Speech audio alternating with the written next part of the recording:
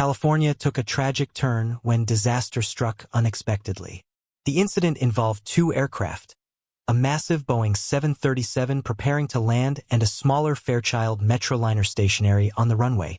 The collision resulted in a devastating loss of life and left an indelible mark on aviation history.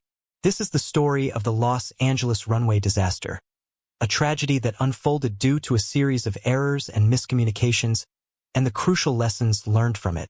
The two aircraft involved were a 5-year-old U.S. Air Boeing 737-300, registered as N388 US, and a SkyWest Airlines Fairchild Metroliner turboprop, registered as N68393. The Boeing 737 was operating as U.S. Air Flight 1493, a regularly scheduled passenger service from Syracuse Hancock International Airport to San Francisco International Airport, with intermediate stops at Washington National Airport, John Glenn Columbus International Airport, and LAX. Commanding the flight was 48-year-old Captain Colin Shaw, a seasoned pilot with 16,300 flight hours, including 4,300 on the Boeing 737.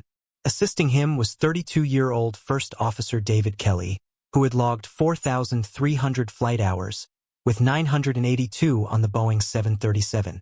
Along with 4 cabin crew members, the flight proceeded smoothly to Columbus, where 83 additional passengers boarded for the journey to Los Angeles. SkyWest Airlines Flight 5569, the other aircraft involved, was a vital link in the commuter air travel network, providing regular passenger service between several key destinations in California. The flight originated at Fresno Yosemite International Airport, a bustling hub connecting the Central Valley to various parts of the state and beyond. It was scheduled to make a crucial stop at LAX, one of the busiest airports in the world, before continuing to its final destination at Palmdale Regional Airport.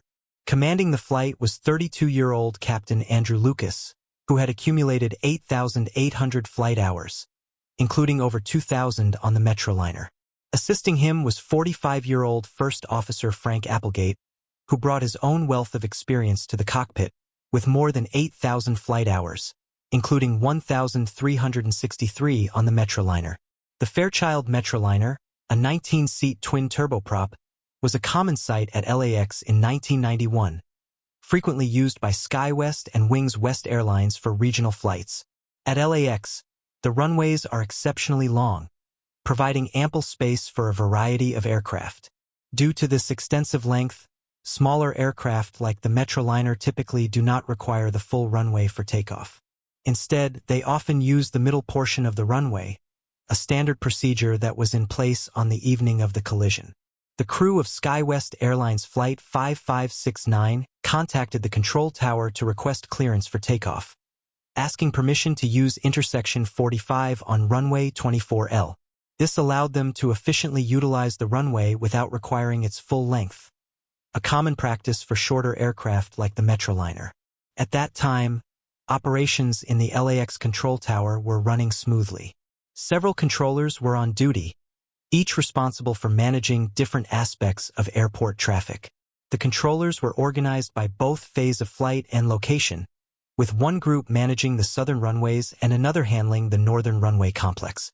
Within the northern complex, ground controller Sherry Aronoff was in charge of managing aircraft taxiing on the ground, while local controller Robin Washer, also known as the tower controller, was responsible for issuing takeoff and landing clearances, as well as clearances to enter or cross active runways.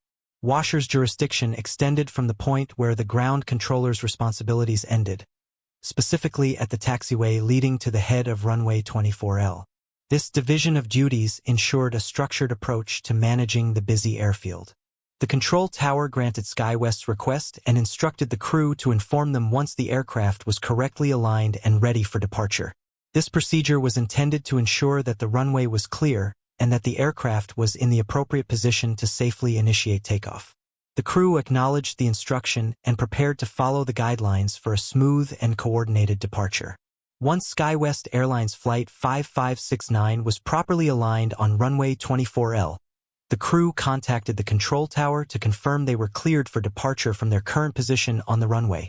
The control tower responded with instructions to taxi up to and hold short of runway 24L.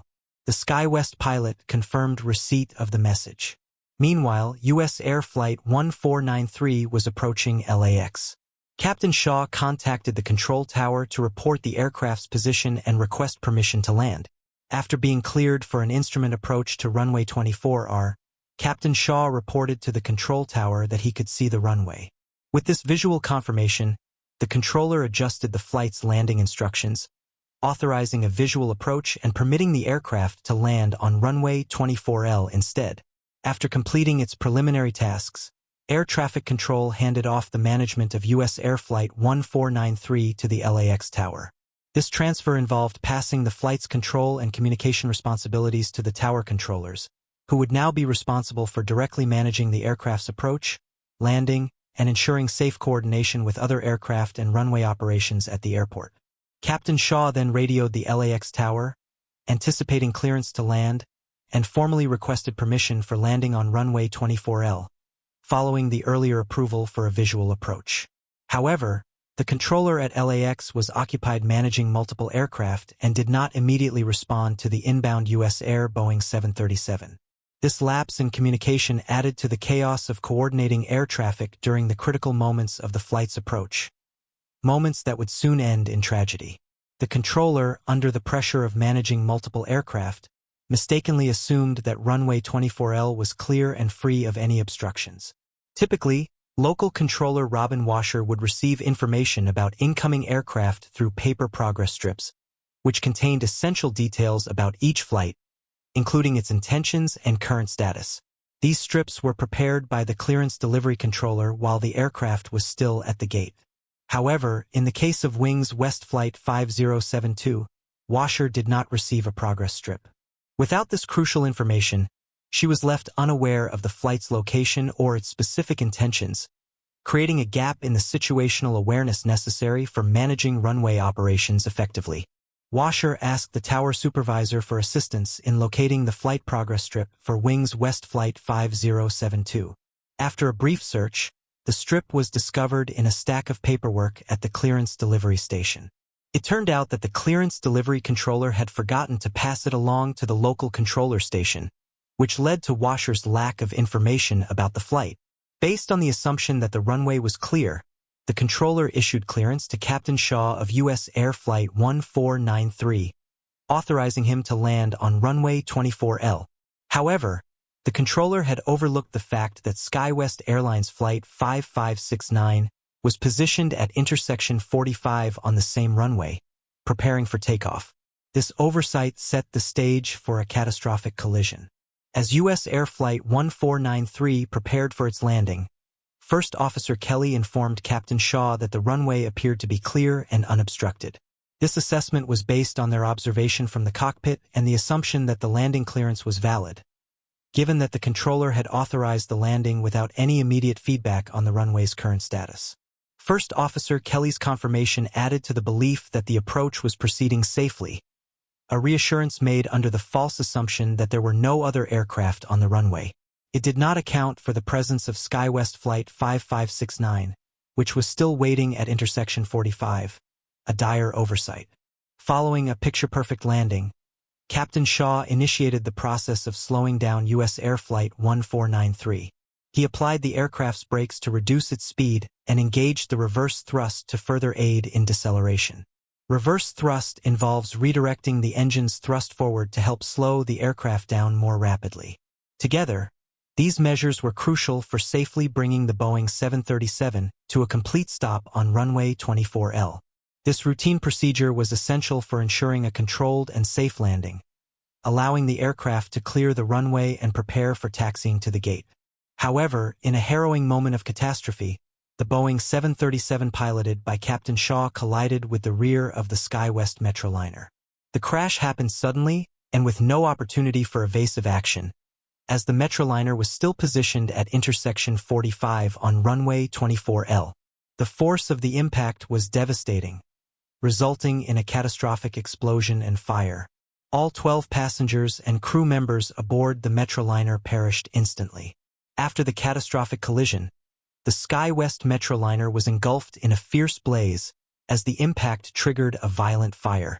Flames quickly consumed the wreckage, making rescue efforts extremely difficult and hazardous. The Boeing 737, severely damaged from the collision, continued to skid across the runway. The sheer force of the impact and the subsequent skidding left a long trail of debris and friction marks on the runway. The aircraft's tires, struggling to maintain traction, created a significant skid pattern as it attempted to decelerate. Eventually, the 737 came to a stop several hundred feet from the initial crash site. The aircraft's final resting position was marked by extensive damage from both the collision and the skid. Emergency response teams arrived quickly, working to control the fire and rescue any survivors. The extent of the damage and the nature of the accident resulted in the tragic deaths of Captain Shaw and 20 passengers seated at the front of the Boeing 737. The intense impact and subsequent fire were responsible for the fatalities, marking a devastating loss of life among those in the forward section of the aircraft. The rear of the plane, where the remaining passengers and crew were located, experienced less severe damage, though the overall destruction was extensive. The catastrophic incident would no doubt receive extensive inquiry, and those responsible would be held accountable. The findings would prove to be considerably concerning. The investigation into the collision was led by the National Transportation Safety Board, NTSB, the principal federal agency responsible for investigating